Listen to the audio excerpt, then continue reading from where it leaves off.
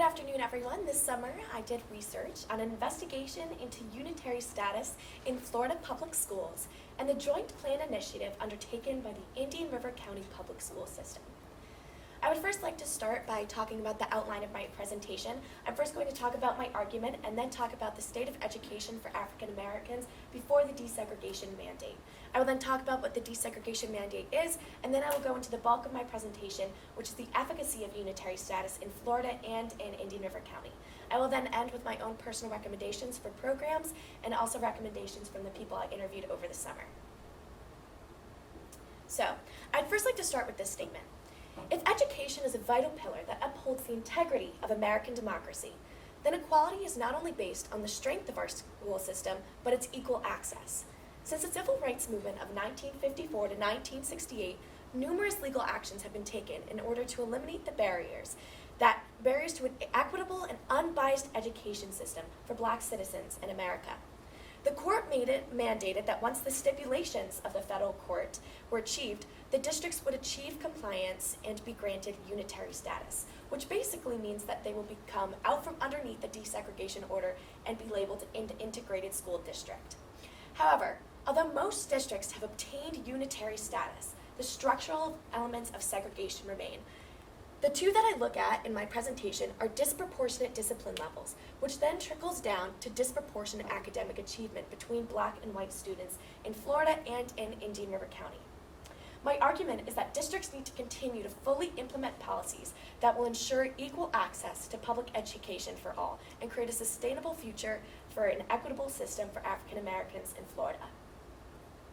I will first start by having an investigation of the educational inequality of Black citizens in the Civil War and Reconstruction era, Civil Rights era, and the post-World War II era.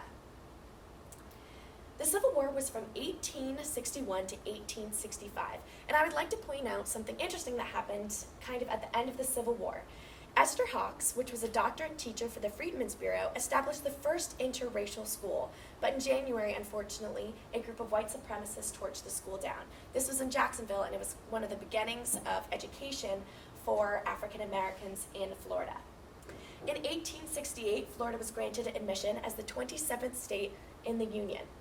To be readmitted into the state, each state's constitution had to accept the end of slavery and to adopt the 14th Amendment, which granted equal rights for all men, which moves into 1865 and 1870, which was the era of when the Civil Rights Amendments were created.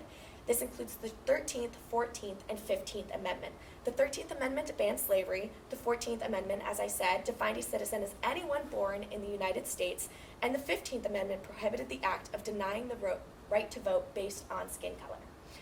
In 1877, the Compromise of 1877 effectively ended the Reconstruction era. With this, there was the Southern promise that they would uphold the rights of Black citizens, and the North withheld the federal troops in the South. However, after this, the inequality in education began in Florida schools. In 1885, Florida schools were segregated by law. In 1896, the Plessy v. Ferguson case, which is a very popular case, created the separate but equal doctrine in public facilities all over America. However, Florida's dual education system was anything but equal. White teachers earned a salary around $16 more than Black teachers, and Black students had an average school year of 37 days shorter than that of a white student. And with both of these factors, there was a very disproportionate rate of illiteracy. As you can see in 1890 and the late 1890s, the illiteracy rate for African Americans was around 50%, and in regards to white students, it was only around 5%. Moving into the Civil Rights era, there was the Alston versus School Board of the City of Norfolk case. This was the beginning of trying to create an equitable education system in Florida and nationwide. It had the equal pay between Black and white teachers case. However, the inequality continued. The proportion of payment of Black teachers in 1936 was that they earned 48% of what white teachers earned, and in 1950, they still only earned 86% of what white teachers earned. There was also disproportionate levels of what facilities were available for Black students. For example, laboratories, libraries, and lunchrooms are all things that we have in our school. And back then, Black schools only had 5% only 5% of black schools had laboratories, only 9% had libraries, and only 2% had lunchrooms. Other areas are transportation. There was rarely transportation into areas such as Gifford to get to the school. Moving into the post-World War II era in 1954, the Brown v. the Board of Education of Topeka case was one of the most important cases that I will be talking about. And this was the separate facilities based on race are unconstitutional. And this overturned the Plessy v. Ferguson case and overturned the separate but equal doctrine, which moves into what the desegregation mandates were. They were legal actions taken in order to eliminate the barriers to an equitable and unbiased education system for black children in America.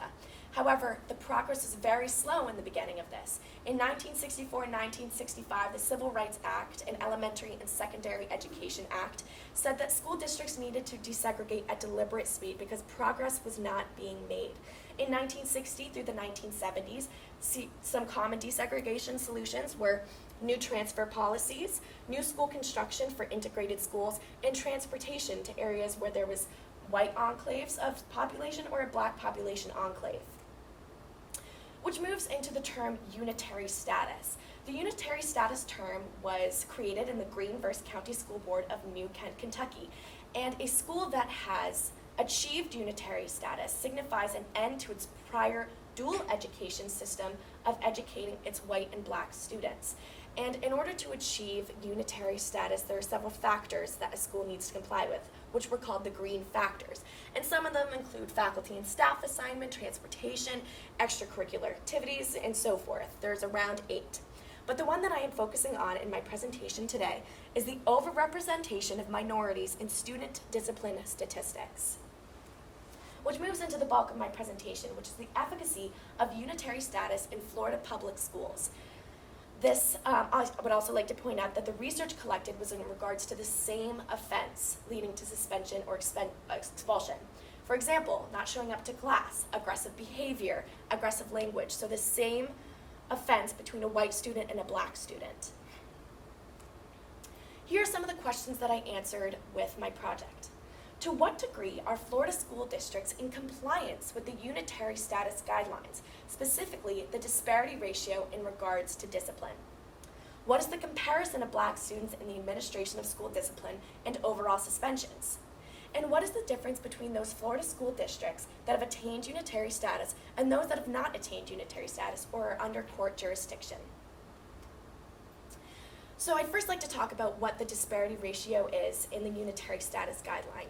The disparity ratio in discipline is 2.00, which is the average nationwide as well. It means that for every one white student that is expelled or suspended, 2 black students are expelled or suspended. And that is the norm, and that is what the unitary status had for achieving compliance with unitary status in regards to the disparity ratio.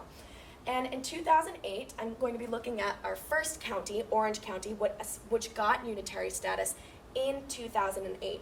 And how you find the disparity ratio, the method, is you first find the representation ratio for black students. So 1,745 were the number of black students that were suspended or expelled in that year. And then the number of black students at the school.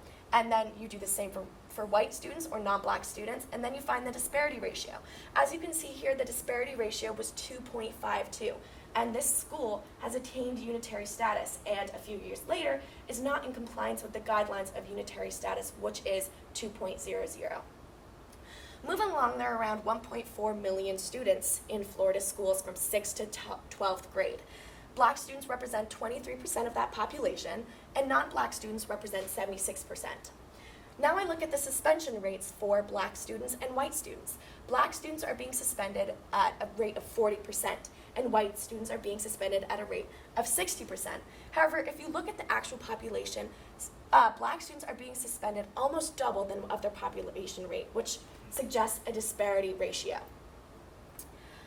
Again, I'm going to look at a 2005 to 2006 study, which we looked at 5 districts, and they had ratios larger than 3.00.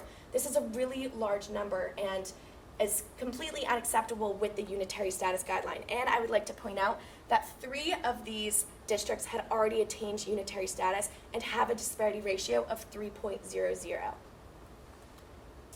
Moving along to Hillsborough County in Florida, which has also attained unitary status, the black male population at the school is 12%, and the black males accounted with total suspensions is 33%. That's almost double than of the black student population. And lastly, the suspension for black students was 4 times greater than white students, and this was of all the districts that had attained unitary status, 70% of them had black students that were being suspended at 4 times greater than that of white students. So 70% of the school districts that have attained unitary status are not in compliance with the disparity ratio. Ending kind of this research, there's 18 out of 67 Florida school districts that have attained unitary status. I would like to point out that Indian River County is not one of them. The mean disparity ratio for those districts that have attained unitary status is 2.47. Again, not in compliance with the unitary status disparity ratio of 2.00. And the mean disparity ratio of districts that have not attained unitary status and districts that have never been under litigation was around 2.29 and 2.00. They had never been subjected, or they had never been achieved unitary status, and they were still lower than that of those who had attained unitary status. So looking back at the analysis of the data and the conclusions, the discipline policies implemented to attain unitary status are insufficient. Black students continue to be overrepresented in school discipline. And lastly, whether or not a school has attained unitary status does not ensure racial equity. The disproportionate levels of discipline now trickles down to the academic achievement gap, which we can see in Florida districts today. According to the National Center of Education Statistics, in the state of Florida, 12th grade black students scored an average of 25.2 scale score points less than white students on the reading test, and in 8th grade, it was 26.4 scale points. In 2004, as in a research study, schools with higher rates of out-of-school suspensions have lower average passing rates on the ISTEP+, which is just a Florida or national testing. And in 2006 study of discipline levels, or discipline data, revealed that as a result of suspension, black students were losing instructional time at a rate greater than their white counterparts. If there's a disproportionate level of suspension and expulsion, then the minority students are not having that time in class. They're not having time with their teachers, and they don't have time in school. So that is why we have the academic achievement gap that we're looking at here.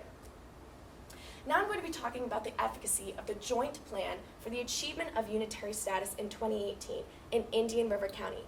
I would like to point out that Indian River County has been under a desegregation mandate for 56 years and is ongoing today. I'd first like to point out this picture. This picture is Old Gifford School, which was the black-only school here actually in Vero Beach and in Indian River County. It started in 1901 by William Joffrey and was donated by the Rosenwald Foundation, which was a foundation in America that tried to create black schools after the Civil War and so on, the civil rights. However, school for black students was only for 1 through 6th grade and only ran 3 months out of the year because the students had to help their family in work, to raise money, and on the agricultural fields. There was no transportation to this school, and if it wasn't for the Old Gifford School, the children would have to go to places such as Dodgertown or Fort Pierce to achieve an education. In 1937, it became Old Gifford High School and moved into the location it is today, which is Gifford Middle School. And after the desegregation mandates nationally in 1965 and in Indian River County in 1967, it was integrated in 1969. However, Indian River County is still under a desegregation mandate, and there are still a lot of racial issues today. As you can see here, this is a picture of Vero Beach High School in 2017 on the news, and it is about the Confederate flag being put around on Red Friday. Here are another pictures of students wearing the Confederate flag and posting it on social media, and here's a quote by Loyola Morgan, who was a junior in 2017. She was a black student at Vero Beach High School. There's more noise about the Confederate flag. It's offensive, it promotes slavery, and it promotes oppression. She never went back to Vero Beach High School her senior year and decided to move back up north. So again, Indian River County has been under court order since 1965. The school district was one of actually the first districts to be sued by the NAACP. And the case was called the Sharpton versus Board of Pub Institute of Indian River County, and it was a group of 6 parents that sued the school district because they found that there was racial inequality. In 1997, the NAACP refiled the suit against Indian River County because there was no progress being made. And in 2018, they came back together, and the School Board of Indian River County and the NAACP created the Joint Plan for the Achievement of Unitary Status. In this plan, there was the creation of an equity committee, and the equity committee was people from the NAACP and the people from the school board district. And in this, they had a plan that for 3 years, they were going to try to attain the last few green factors to attain unitary status and get from underneath court jurisdiction. And these include new teachers, instructional staff, and strategies for recruitment of Black teachers. I did a couple of interviews over the summer, and these are the 2 that stood out to me the most. First was with Dr. Mara Schiff, which is the vice chairwoman on the Indian River School Board. We are not as far along as we should be. We need a comprehensive plan that will change policies and make organizational and cultural change. Dr. Mara Schiff has also recognized similar disproportionate discipline patterns in our own schools, specifically at Vero Beach High School. And then I interviewed the previous chairperson of the equity committee who would like to remain anonymous. Districts are only trying to get out from underneath court jurisdiction. They're not working to serve the children. If the NAACP and the school districts do not get on the same page, there is no use to continue our attainment of unitary status. Some current barriers right now of not attaining unitary status actually are Gifford Middle School in Dodgertown, as they have racially identifiable schools. So with all this being said, my argument is that attaining unitary status in Indian River County will not be enough to create an equitable future for the Black citizens and students here in Indian River County. So here are some policies to create a more successful and equitable educational future for Black students in Florida. First is training for teachers and staff. As a quote from Gregory and Mosley in 2004, teachers are the most common dispensers of discipline, and research indicates teachers' belief about race can impact their participation in the definition and the creation of discipline incidents. So how can we change this? Well, we can identify the cause of student misconduct. We can have programs to decrease cultural bias and increase racially neutral approaches to problems. We can provide a code of conduct for all of Florida school districts, and we can eliminate variation in dispensation of consequences. Schools need to create a system that makes it more difficult to suspend and expel students. And lastly, the administration needs to look beyond just the act of the suspension and expulsion. Why is this happening? What is happening in the child's life at that time? Counseling services are recommended for this child who is being suspended or expelled at a disproportionate rate. Additionally, school-wide discipline plans that are field tested in Florida and nationally should be in schools where disparity in discipline is documented. For example, the Behavior Leadership Teams Academy is a program in Florida and nationally ranked that has really helped with issues such as this. They offer teacher programs, they offer programs for students, and it has known and it's been documented that it has reduced the discipline rates, the disproportionate discipline rates in schools. And lastly, this is my last recommendation, is the investigation of school segregation tendencies at the district, state, and regional levels is required to understand the new extents of separation and inequality. We live in a decade where people are coming to use their voices, and we are starting to recognize the systemic racism in lots of areas, but I'm focusing just on education. So this understanding allows the creation of plans that encourage integration in socioeconomic levels and race among students. Thank you so much for listening to my presentation.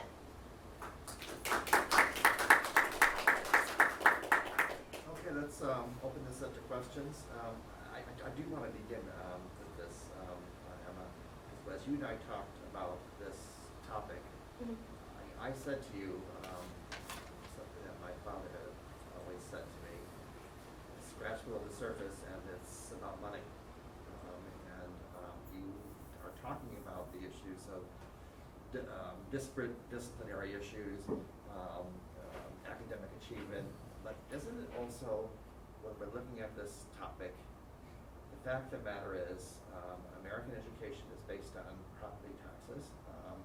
If you live in an affluent area, you're going to have schools that are built with that, your property tax money, and you're going to have more greater resources than those who are living in less affluent areas. Mhm. So I'll admit it to you, there's that disparity.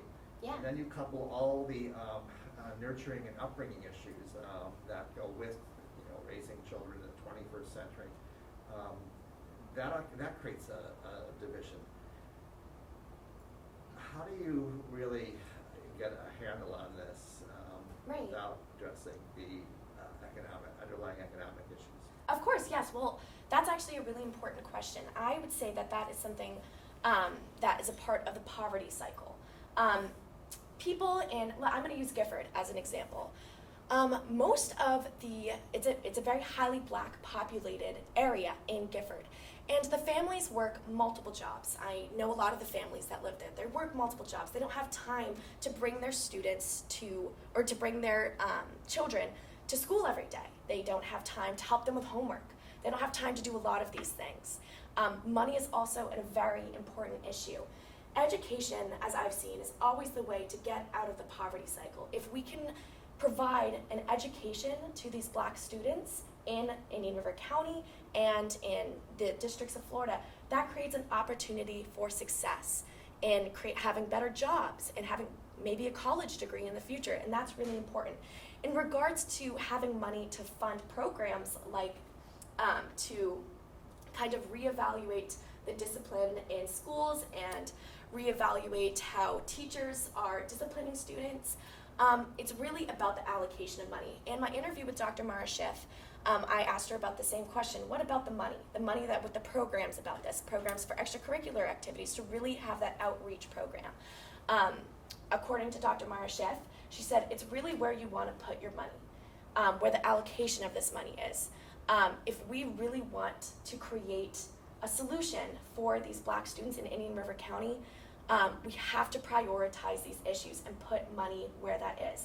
Of course, when it comes to having schools on the island and going to places where it's public education for these students is free. So if we can provide as many resources as we can in places like Vero Beach High School and other Florida school districts, then hopefully we can create a successful future for these black students. Question for you. A few months ago in Indian River County, this whole question of the order came up again and really spilled into the public discourse. The county was debating whether to hire a diversity director, and there was some belief of those in favor of it, that it might help them get out from under this court order, and some who were opposed to it said, those resources that would go into hiring that person could be deployed more directly to have a more immediate impact on the community and accomplish the goals just in a different way, right? So I guess my question to you is, do you think a diversity director would be a good thing to accomplish the objectives that you're thinking about? What would their role be if you thought so? And if not, what, you talked about how, more funding and so forth. What would those alternative ideas look like? Yeah, I think that's a great question. If we hired a diversity director, for example, at Vero Beach High School, I believe some of the responsibilities that a diversity director would have is creating programs for students outside of school, hiring more black teachers and administrators, because I'd like also to point out the statistic at Vero Beach High School right now for the 2020 to 2021 school year. The administration is 0% black administrators. There's only around 3%, specifically 2.9% instructional staff, and 0% instructional support. So I think a really main goal would be trying to hire more black administrators and faculty and staff along those lines, because that creates a more kind of equitable environment for students who are going there too. However, yes, it is expensive to do that, especially nowadays. If we weren't to do that, I think it would be difficult if we didn't have a person in charge to create these programs and to try to create that change. Because right now what we're doing with the Equity Committee and our joint plan for trying to attain unitary status is what we're doing right now is we're really just trying to get out from underneath this court jurisdiction. And we're not focusing on the actual issues at hand, because one of the reasons we want to get out from underneath this is because there's a lack of federal funding because we are still underneath a desegregation order. And we want to get this done as quickly as we can, but in doing that, we are not really focusing at the problems at hand. I think a diversity director would be really important. I think someone from the NAACP or the Equity Committee would be a great example. But if we weren't doing that, then yes, I think schools need to prioritize, if they weren't use their money for a director, for programs or for creating more transportation opportunities and so on and so forth. One follow-up question. You more or less implied through your statistics and so forth that while the disparity rate in in punishment, to use that word unfortunately, is quite severe and quite jarring. Our average rate here in Indian River County is perhaps a little bit better than places like Orlando, which are now outside of the outside of the court mandated jurisdiction. That says to me there must be some other things that the courts, or at least our court, have decided are even more important to them than the disparity in it's not prosecution but discipline. Yes, discipline. Thank you. In discipline. So my question is, what I think that you mentioned the recruitment of minority represented faculty and administration is one of those. What are some of the other things that are precluding us from getting out from this court order here in Indian River County? Well, one that I just talked about, and specifically in Indian River County, is administration. Another one is actually Gifford Middle School. Gifford Middle School is a very racially identifiable school. It is a very high percentage of black students, and according to the unitary status, it has to be very integrated. It needs to be pretty close to 50-50, which is very hard with the location of Gifford Middle School. It is near it's near a town, or I'm sorry, not a town, it's near Gifford, which is highly populated with black citizens. So that's definitely a very kind of a hard thing that we have to kind of manage to get out from underneath the unitary status. One of my arguments in my research is that unitary status is it's very math related. There has to be specific, like the 2.00 disparity ratio. There has to be integration of around 50-50, and it's very difficult to do so. So Indian River County, again, administration, Gifford Middle, transportation is actually a really interesting issue that we have. Only recently have we gotten to all the areas of Gifford in the busing school system at Vero Beach High School, and that was around 2015. And I think those are some of the major issues. So yes, I hope that answered your question. 81 was the last cross burning outside Fort Pierce Central High School. St. Lucie County has managed to integrate their schools with a much larger population and much less affluence and the money that goes with that. Right. So I guess as someone who worked in St. Lucie County for over a decade, Yeah. never once did Indian River County ever come to St. Lucie County and say, how did you guys manage to do this amazing thing? Yes. And because it's actually incredibly simple. It didn't really take much effort at all, as it turned out. So I think that to me would suggest that there's actually quite a large number of people that aren't interested in achieving it. I mean, that's what that says to me. But my question, so there's that piece, I guess, and do you think that? And then my other question is, you say one of the big issues they need to do is address the amount of minority faculty. But where and how? Because they don't exist. I mean, this is a problem that every school faces, including if you go to an inner city school in New York, the majority of the faculty will still be white. Yes. Because that's the majority of applicants. So how, getting back to your systemic issue, how do you suggest fixing that? So in regards to your first question, I'll kind of address that first. That is something that's really important, is to go to these places that have attained unitary status and, have done the right things to attain unitary status. Of course, there are districts that haven't really done the right way to get out from underneath, and they still have, a disparity ratio that's not really equal. But in regards to St. Lucie County, I haven't done a lot of research there, But if they did the right things to get out from underneath, which a lot of districts have, then we should have someone from Indian River County, maybe our equity committee, and go there and really look at the schools and what are they doing right, and what can we do to implement that in our school so we can get out from underneath our court jurisdiction, get the federal funding that we need, because right now there's a lack of federal funding because we're still underneath a desegregation order, and it's not a good look that it's been 56 years now. So I think that's a really great idea that we have someone go and look at that.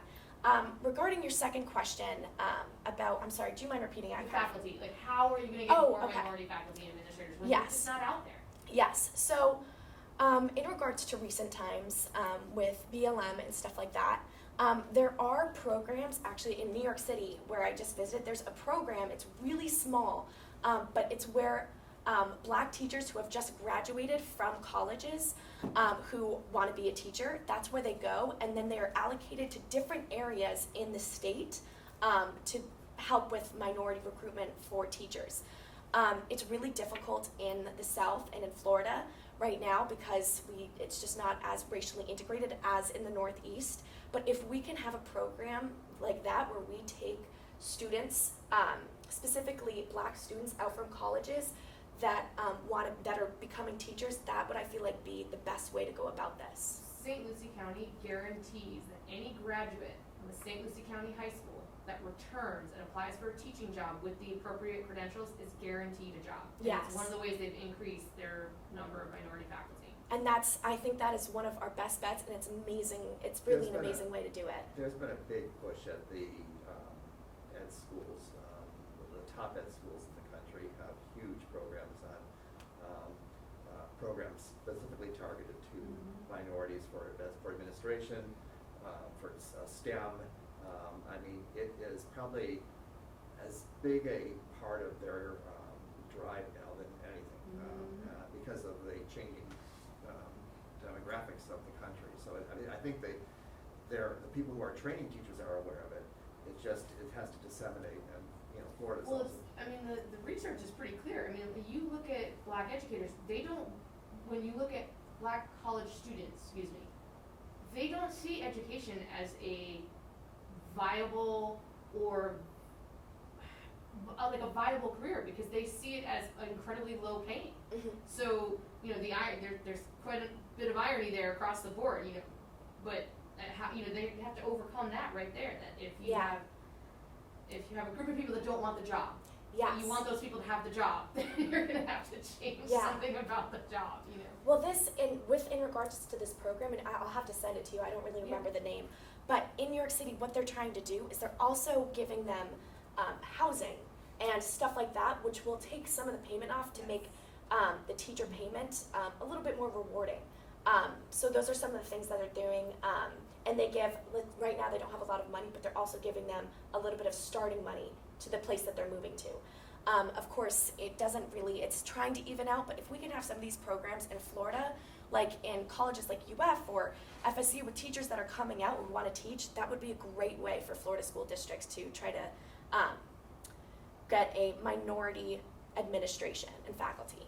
Unfortunately, you're going to have in the next decade a shortage of teachers that look from every different racial group.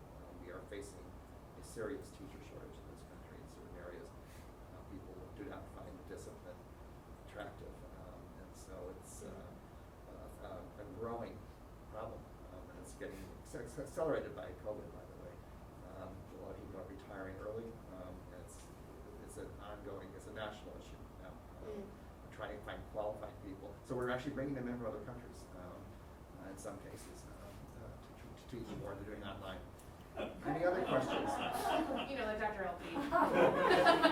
I know we're out of time. I just wanted to add in that what a discussion Emma and I had along the way, just that the private schools have a lot of things not to be proud of in regards to these topics as well, including the dates of many of their foundings, which that speaks volumes. So I'll just leave it at that. I did notice it's that not just the public 1965 schools that Yes. struggle on this front, the private schools do too. Yeah, in regards to that, it's definitely very difficult because as we were talking about, and as Mr. Mitchell and I were talking about, The private schools that started to begin in the eras when the Brown v. Board of Education case was happening, that's when a lot of private schools started to be created. It's a lot more difficult to do research on private schools and stuff like that, and to create, there's no desegregation mandate for private schools.